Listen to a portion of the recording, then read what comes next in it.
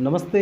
वंदे मातरम। नमन करना चाहते हैं उस मातृभूमि को, ध्यान में रखना चाहते हैं जिस मातृभूमि ने ऐसे अनोखे हीरे को पैदा किया। जी, मेरा जन्म उत्तर प्रदेश के वर्तमान में शामली जनपद के एलम गांव मेरा पैतृक गांव है जी। और मेरा जन्म सहारनपुर के जभीरन गांव में हुआ है। जी। तो वहां से पहले सरकारी विद्यालय में मेरा पठन पाठन चलता रहा। जी। तो पश्चात कक्षा 10 यूपी बोर्ड में मैं 6 में से 5 विषयों में फेल हुआ। आचार्य जी, अभी तक की जो रिवॉल्यूशन इंडिया परिवार की जो यात्रा है, इस प्रकार से सत्यता के साथ अपने जीवन परिचय को परिभाषित करने वाले पहला ऐसा अनोखा व्यक्तित्व हमें मिला है। हमारा अहोभाग्य है, ऐसे विभूति, महान विभूति के साथ हम बैठे हैं। आपके साथ चर्चा करने का इतना मन हो रहा है, वास्तव में उन लोगों के लिए, उन युवाओं के लिए प्रेरणा है जिन युवाओं के जीवन में कभी ना कभी कोई आपदा आई है और वो जीवन में कभी गिर गए हैं। तो ऐसे युवाओं के लिए ये जो इंटरव्यू आप सुन रहे हैं, देख रहे हैं, ये आपके जीवन में एक मील का पत्थर साबित होगा, ऐसा मेरा दावा है। जी आचार्य जी। जी, तो मैं बता रहा था कि मैं यूपी बोर्ड की कक्षा 10 में 6 में से 5 विषयों में फेल हो गया। तब मैंने पढ़ाई को छोड़ना, मेरे लिए वो समय ही ऐसा था कि पढ़ाई से बिल्कुल मैं दूर हो गया था। तब मैंने साइकिल वाले के पास जाकर काम सीखना शुरू किया। क्या बात। उसके बाद ट्रैक्टर वाले के पास वेल्डिंग का काम सीखा। वाह। फिर मैं ट्रक कंडक्टर हो गया। जी। फिर ऐसे ही परिवार वाले जानते भी नहीं थे, परिवार वाले गुरुकुल क्या होता है, सिर्फ ये था कि यहाँ कुछ ऐसे बच्चे रहते हैं। तो मुझे वहाँ छोड़ दिया गया। जी। मैं वहाँ भी गौशाला में कार्य करता रहा और कार्य करते करते गुरुजी के सानिध्य में जी। मैं शिक्षा से थोड़ा जुड़ने लगा और मैं कक्षा 12 तक जो गुरुकुल की होती है, जी, मैं पूर्णतः नकल से पास होता रहा।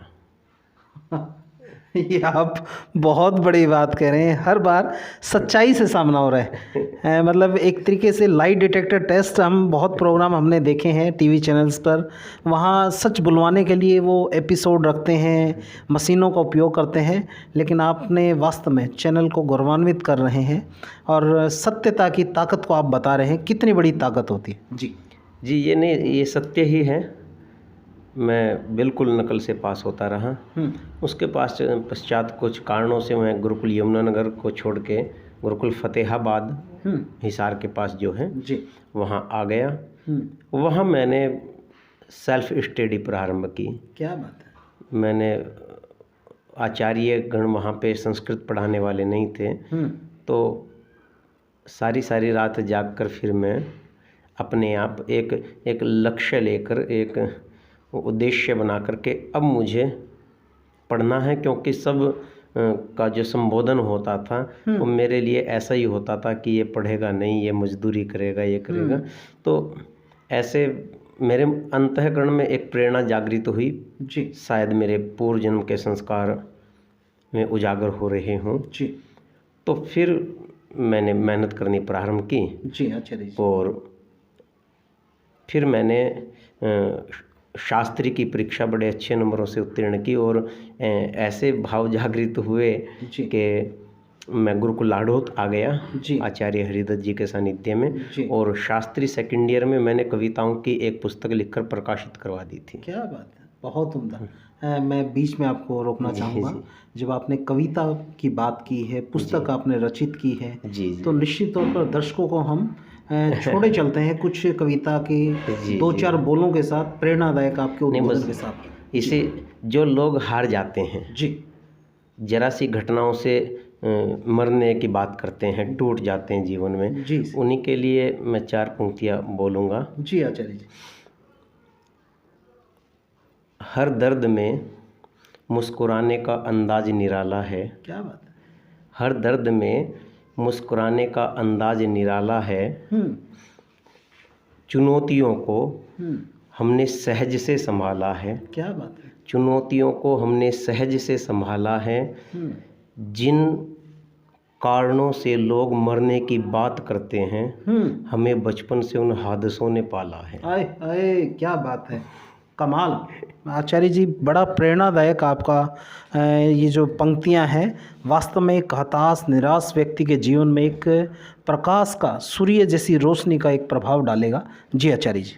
ये मैं निश्चित कहना चाहता हूँ, एक भटके हुए, टूटे हुए, निराश, हताश व्यक्ति को यदि अच्छे गुरुजनों का सानिध्य प्राप्त हो जाए तो व्यक्ति कब तुलसीदास बन जाए, कब कालिदास बन जाए, क्या बात है, कब वो चाय बेचने वाले से प्रधानमंत्री बन जाए, जी, ये भविष्य उसका सुनिश्चित हो जाता है यदि उसे अच्छे गुरुओं का सानिध्य प्राप्त हो। जी, जीवन में कष्ट बहुत आए, परंतु ईश्वर की ये बड़ी महती अनुकंपा रही जी, कि मुझे अच्छे गुरुओं के चरणों में बैठने का अवसर ये ईश्वर ने दिया और उसका समुचित लाभ उठाने में मैं सफल हो गया। जी जी। तो वर्तमान में आचार्य जी आप कहाँ अपनी सेवाएं दे रहे हैं? मैं वर्तमान में यूपी गवर्नमेंट में इंटर कॉलेज में जी,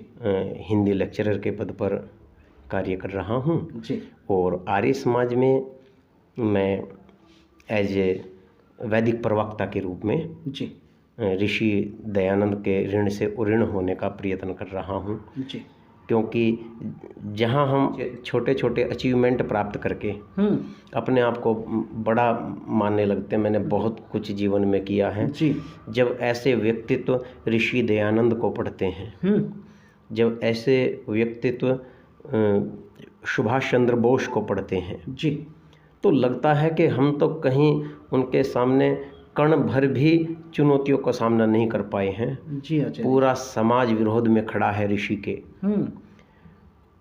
ऋषि वहाँ से कार्य प्रारंभ कर रहे हैं जहाँ हर व्यक्ति की नकारात्मकता को उन्हें छेड़ना है। जी, और मैं एक बीच में व्यंग की बात कहता हुआ चलता हूँ। जी आचार्य जी। कि सबसे ज़्यादा मांसाहारी जिस जीव का वध करते हैं उसमें मुर्गा जी, सबसे ज़्यादा आता है। जी, तो एक व्यंग मैंने कहीं पढ़ा था जी, कि मुर्गा क्यों कटा, लोगों को जगाता था। जी, मुर्गा क्यों काटा गया, क्योंकि लोगों को जगाता था। जब अलार्म नहीं थे तो जी, पहले मुर्गे की उसकी ही बाग से सुनकर ही लोग जागते थे। जी, तो यहाँ ये प्रदर्शित होता है समाज में जब भी कोई सत्य को अपने साथ लेकर समाज को जगाने चलता है तो जो गहरी नींद में सोए पड़े हैं लोग, जो आलस्य प्रमाद में सोए पड़े हैं लोग, जगाने वाले को कभी अपना मसीहा नहीं मानते, वो उसे अपना शत्रु मान लेते हैं। जी, और सब समाज सुधारकों के साथ यही हुआ है। जी, तो महर्षि दयानंद को तो प्रत्येक सोए हुए हिंदुस्तानी को, भारतीय को जगाना था, उसकी आत्मा को उद्वेलित करना था। जी, तो ऐसे इतने भारी विरोध के पश्चात महर्षि दयानंद पूरे विश्व को एक दिशा दे पाए। जी, और जहर देने वाले को भी कंबल और 500 रुपये जो व्यक्ति देकर उसे वहाँ से विदा कर देता है, उसके जीवन की रक्षा का काम करता है। उसके जीवन की रक्षा का कार्य करता है। जी, तो हम तो उनके अनुयायी हैं जिन्होंने मौत बांटने वालों को जीवन दान दिए हैं। जी आचार्य जी। मैं दर्शकों को बताना चाहता हूँ, आचार्य जी जींद के रामनगर आर्य समाज मंदिर जींद में प्रवचन के वैदिक ज्ञान की गंगा को बहाने के लिए आए हुए थे। और जब मेरा इनसे मिलना हुआ, सौभाग्य था मेरा, और जब आचार्य जी के प्रवचन हम सुन रहे थे, आचार्य जी ने उन बिंदुओं को छूने का प्रयास किया जिसकी वजह से आज परिवार खंडित हो रहे हैं, समाज का ताना बाना खराब हो रहा है। और जब परिवार टूटेंगे, समाज खराब होगा, तो निश्चित तौर पर देश भी सुरक्षित उन परिस्थितियों में नहीं रह सकता।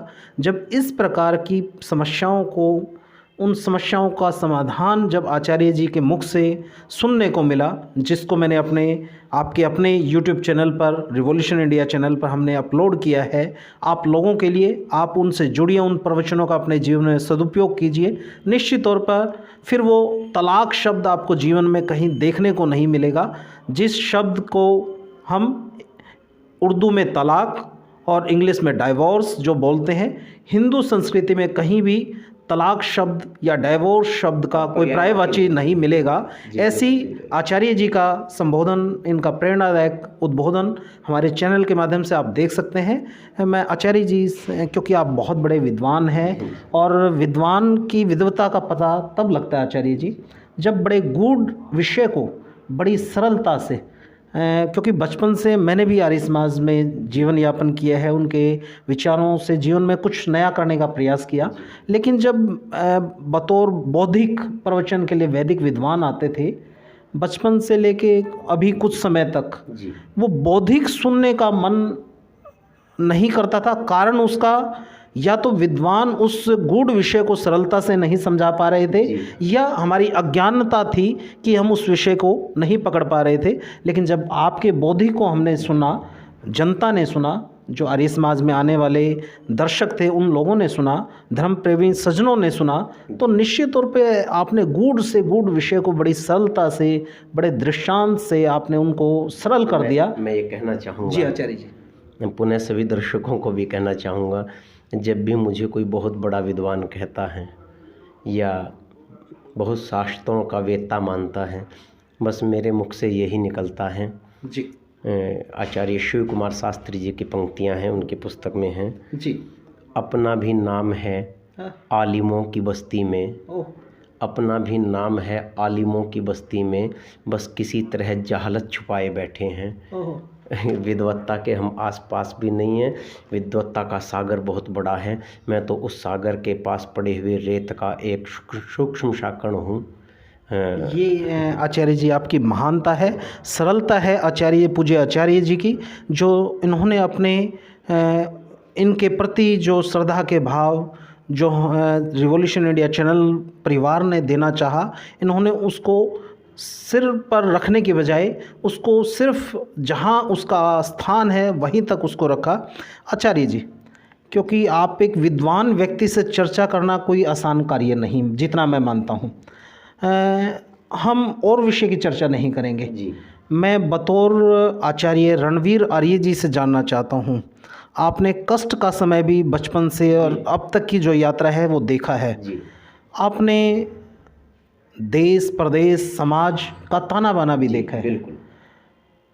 आपको ऐसी कौन सी समस्याएं नज़र आती हैं जिनकी वजह से जो भारत पूर्व में विश्व गुरु था और वर्तमान में उस विश्व गुरु के जो प्रकाष्ठा थी, सर्वोच्च था, जिस पर हम अपनी अटल हिमालय पर्वत की तरह अटल थे, लेकिन उसको हम बनाए नहीं रख पाए, आपको बतौर विद्वान क्या वो बिंदु नज़र आते हैं जिनकी वजह से हमने अपना वो सर्वोच्च खो दिया है? देखिए, बहुत सुंदर आपने यह क्वेश्चन मुझसे किया है जी। और इसको सारी समस्याओं को मैं जहाँ केंद्रित कर पाता हूँ जी आचार्य जी, वो आपके माइक पे लिखा हुआ है। जी आचार्य जी, आपने लिखा है सत्यमेव जयते। जी, आप दिखा सकते हैं। जी जी जी जी, बिल्कुल दिख रहा है। ये जो वाक्य लिखा है उपनिषद का वाक्य है जी।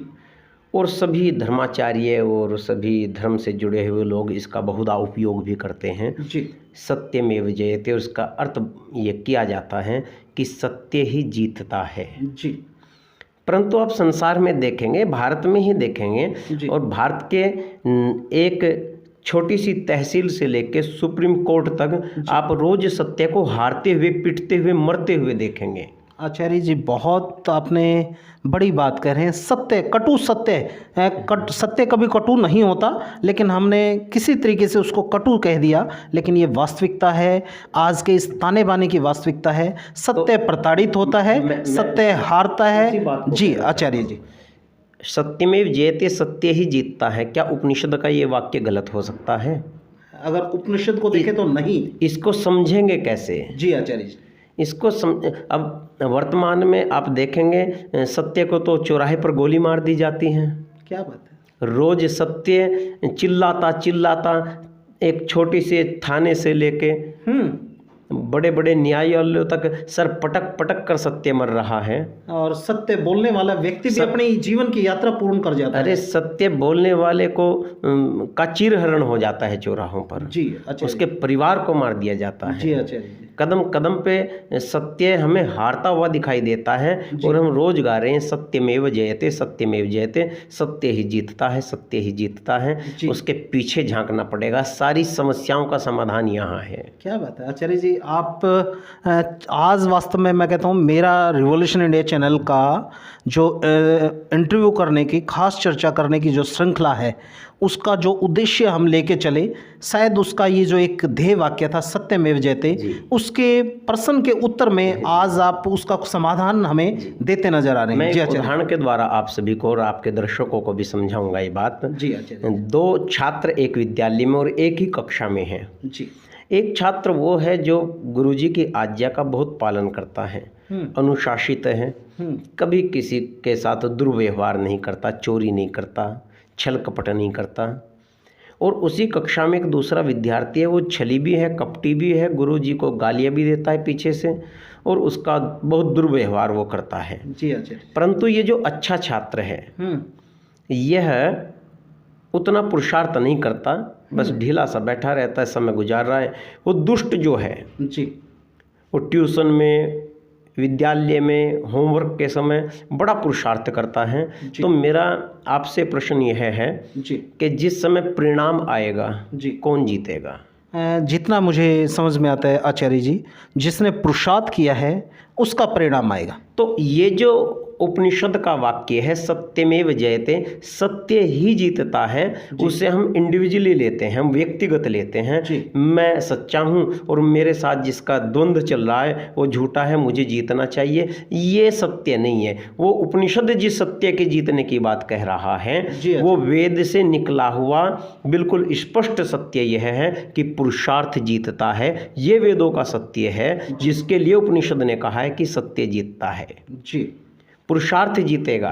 यदि एक वेद पाठी और धर्माचारी ब्राह्मण का खेत है और उसी के बराबर में एक दुष्ट डाकू हत्यारे का खेत है, अगर ब्राह्मण खेत में जाके पुरुषार्थ नहीं करेगा और डाकू पुरुषार्थ करेगा तो प्रकृति का नियम ये है कि पृथ्वी, ये धरती माता, उस डाकू के खेत में अधिक फसल पैदा कर देगी, ना कि ब्राह्मण के खेत में, क्योंकि अच्छा होना पर्याप्त नहीं है, अच्छे को पुरुषार्थी होना पर्याप्त है।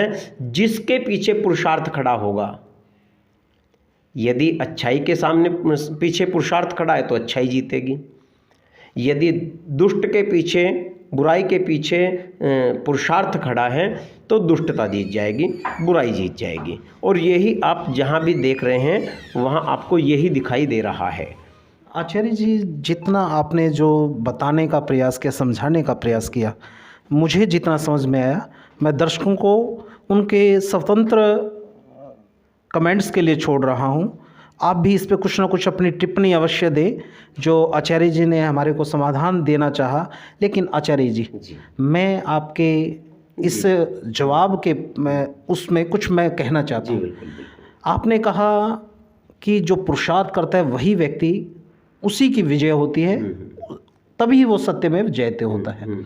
इसका मतलब ये हुआ कि जो अच्छे लोग हैं, सच्चे लोग हैं, वो अपनी सत्यता को साबित करने के लिए जितना उनको पुरुषार्थ करना था उतना वो पुरुषार्थ नहीं कर पाए, इसलिए सत्य वहाँ हार गया। और जो दुष्ट दुर्जन लोग थे, जो उन्होंने असत्य के लिए इतना पुरुषार्थ कर दिया कि उनका असत्य भी सत्य में परिवर्तित हो गया। क्या मैं सही हूँ आचार्य जी? बिल्कुल, आपने ये 100% आपने सही बात कही है।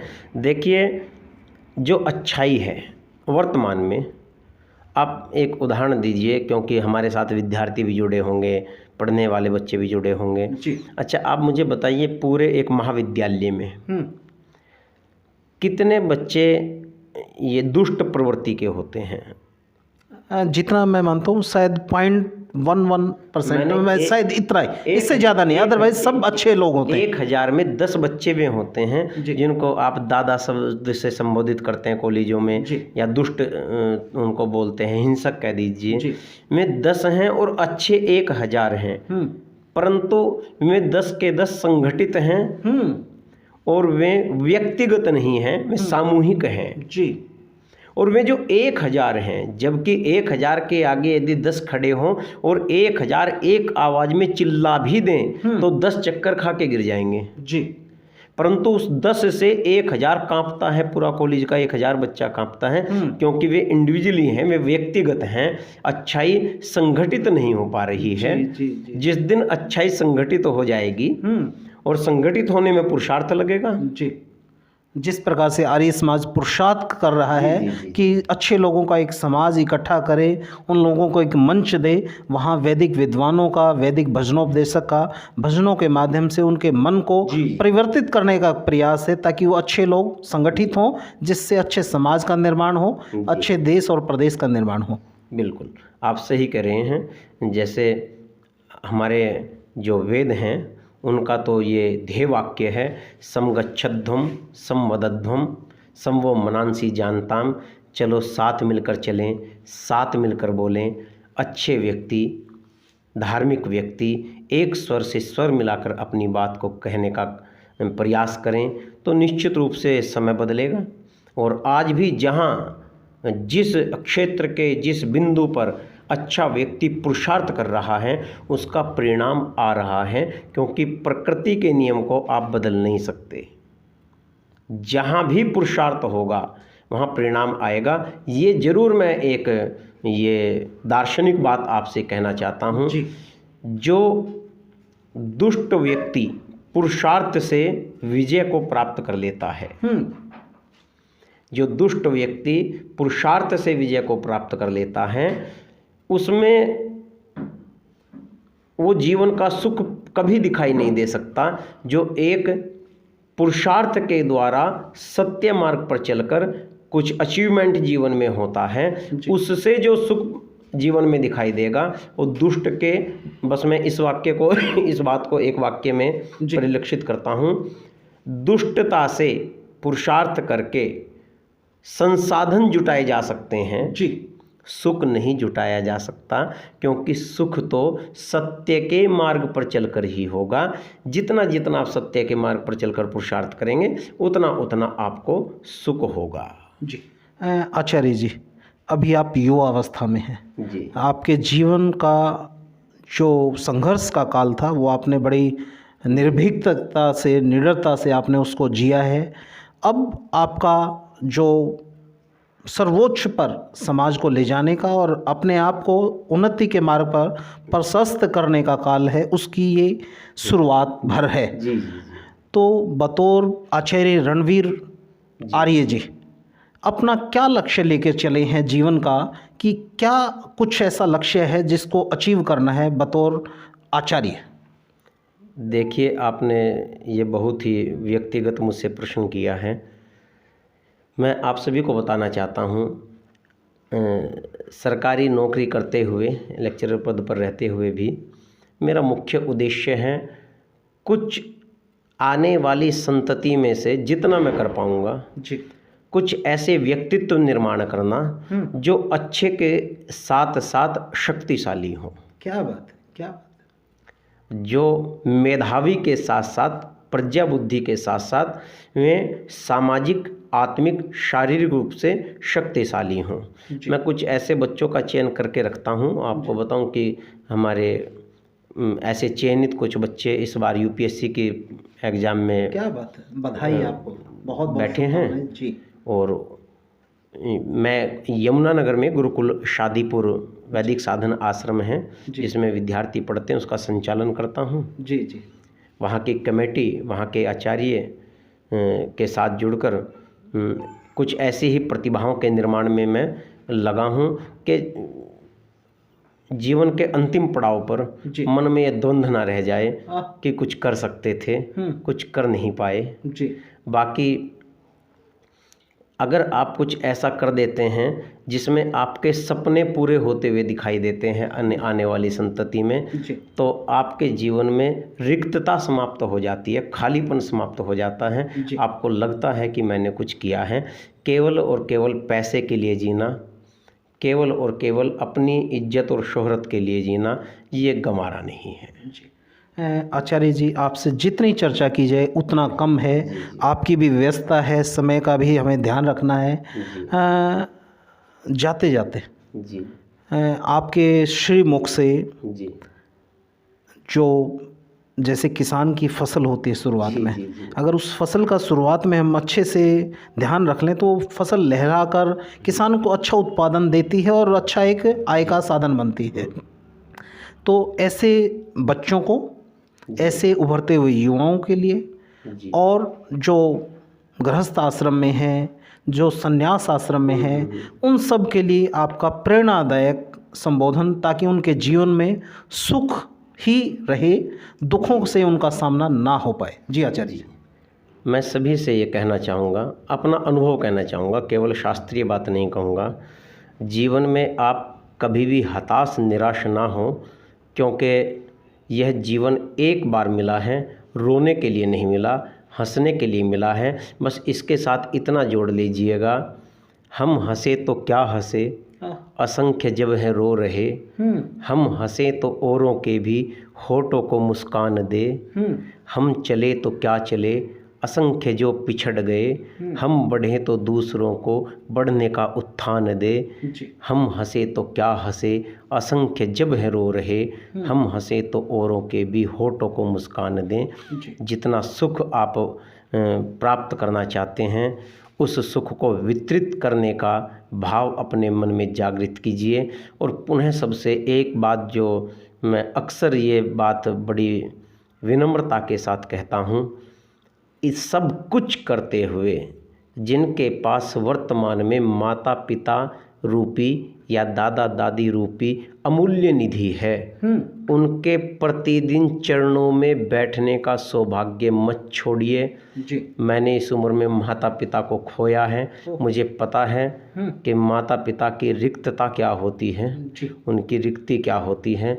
इसलिए सभी से मैं हाथ जोड़ के निवेदन करता हूँ कि प्रत्येक गृहस्थी, प्रत्येक बालक माता पिता दादा दादी इनकी सेवा, इनकी आज्ञा पालन किसी भी प्रकार से उनके मन को कष्ट ना पहुँचे। अगर ये आपने कर लिया, जीवन में कभी असफल नहीं होंगे। एक प्रश्न छोड़ कर जाता हूँ जी। नवरात्र के व्रत गए हैं, पूरे भारत के घर घर में जय माता की हो रही है।